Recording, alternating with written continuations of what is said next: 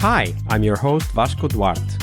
Welcome to the Scrum Master Toolbox podcast, where we share tips and tricks from Scrum Masters around the world. Every day, we bring you inspiring answers to important questions that all Scrum Masters face day after day.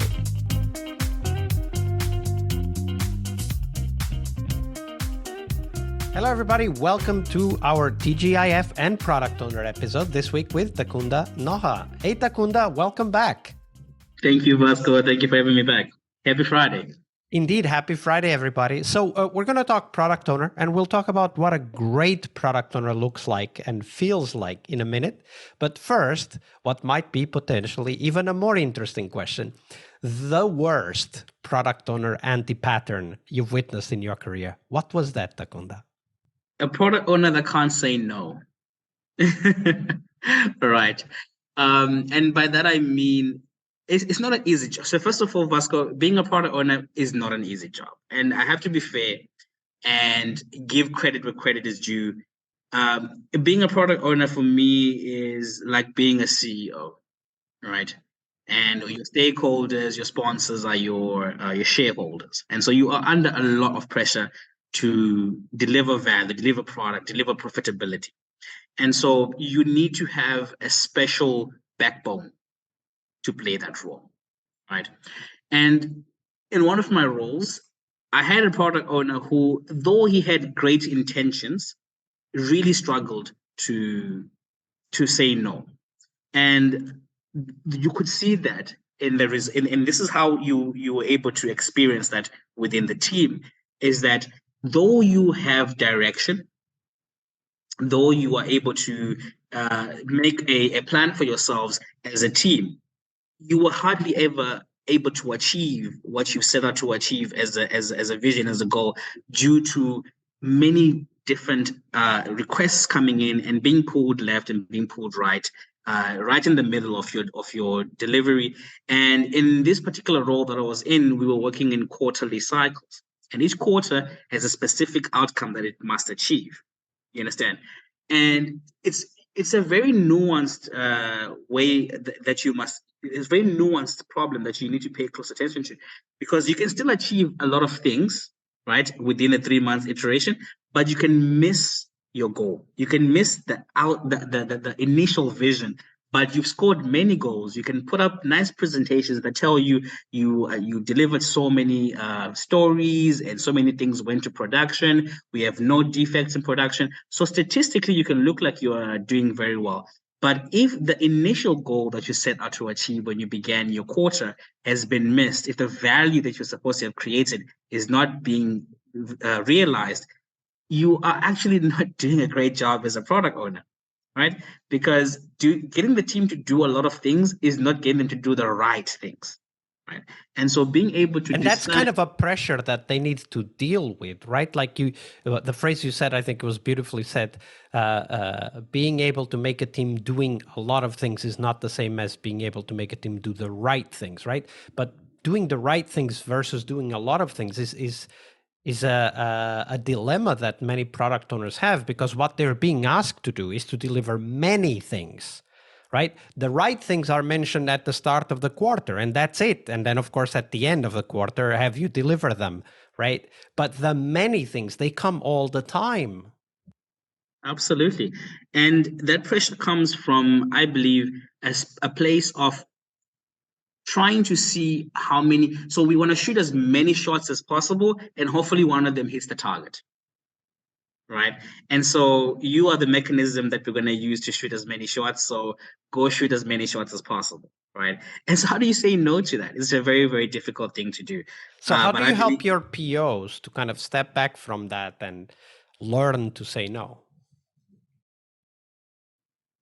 So I try to help them understand it, I guess, philosophically, to say, if you set out to achieve something and you don't hit that particular target, how will you ever know that the other thing that you did was worth doing, as opposed to what you let go? The opportunity cost is too high. The time that you've spent is already too high. Right? This is why in Scrum we time box things, right? You can change your mind for the next sprint, but not for the current sprint. So if you've decided to go down a 3-month iteration, hit the target, get the view of whether what you've put out there is getting you the value or not, and then change direction. So we always talk about pivoting as Scrum Masters and Agilists, but you don't pivot unstrategically. You don't pivot just as and when you feel like it. There needs to be some substance behind the reason why you are pivoting and at the right time. Right? We want to actually see through what we've planned because you spent the time to prepare and to plan. See it through, see if you're actually getting the result, and then pivot from there. Recklessly pivoting is splashing money everywhere with no return on your investment. So I try to help them understand that it's way more risky to just pivot without seeing something through because there's no learning. You don't know whether that would have worked or not.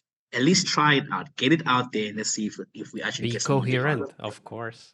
Be coherent, yeah. So, Takunda, that was the example of an anti-pattern, but of course, we want to end on a high our week with you. So, share with us what was potentially the best product owner you've ever worked with. How did they work? Awesome.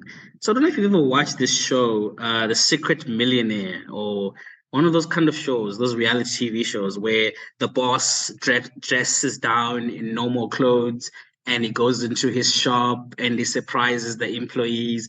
Yes, something like that, but not in a very theatrical way like you see on TV. So one of the product owners I worked with, and he will always be in my mind. I'll never forget this.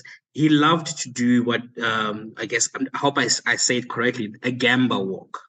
Gemba Right? Walk, yeah. Gemba Walk, yeah, where you actually go to where the staff members are working, where they're interacting with the customer, where value is being exchanged for money, and see how the customer actually consumes your product. Right.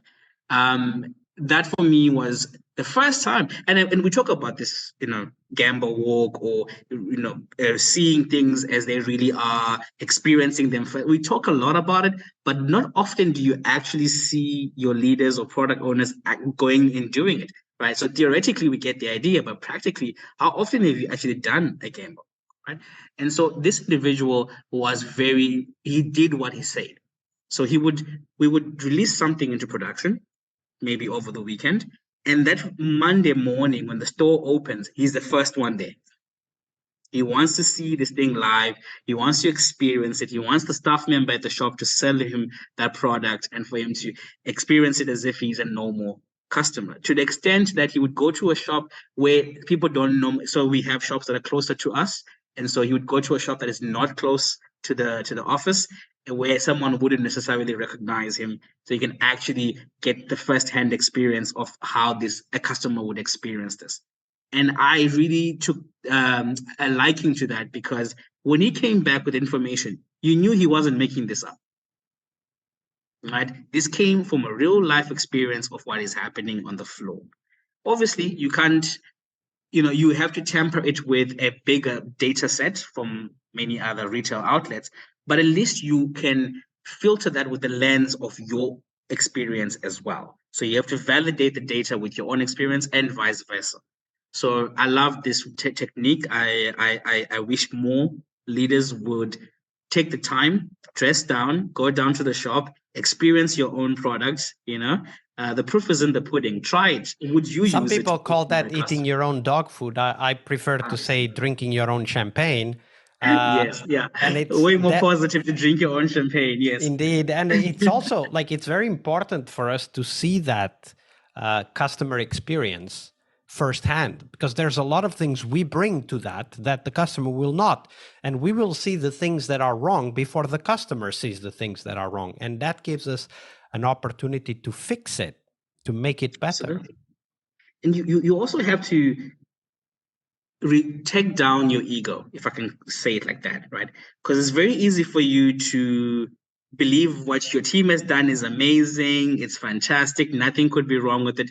And even when you go to the shop and you see it for yourself, you don't pick up on places where we didn't do it so well. So it's a great tool, but you also have to humble yourself and understand that you're not perfect, there are things that your team would have done wrong. So as long as although you're there to find the good, also be on the lookout for things that didn't go so well that you can improve on, and come back with a unbiased opinion of how your product is actually doing out there. Absolutely. Takunda, it's been a pleasure to have you here on the show this week. But before you go, do share with us, where can we find out more about you and the work that you're doing? You can find me on LinkedIn. Just search Takunda Noha. I'm on LinkedIn. I think for now, that's mostly where you would find anything professional about me, is mostly on LinkedIn. Absolutely. And we'll definitely put the link to Takunda's page on the show notes so that people can go and check out, and why not ask some follow-up questions. Takunda, it's been a pleasure. Thank you very much for your generosity with your time and your knowledge. Thank you so much, Vasco. Cheers. Bye. One more week of the Scrum Master Toolbox podcast is over, but there's a lot more we have to share. We have developed our own membership site where you find a community of active and engaged Scrum Masters. In this site, you get access to exclusive content and get to interact with us, your podcast hosts, as well as the best Scrum Masters in the world. So join us at scrummasterpodcast.com and keep this podcast free of advertising. See you next week for one more full week of Scrum Master tips and tricks. We really hope you liked our show. And if you did, why not rate this podcast on Stitcher or iTunes? Share this podcast and let other Scrum Masters know about this valuable resource for their work. Remember that sharing is caring.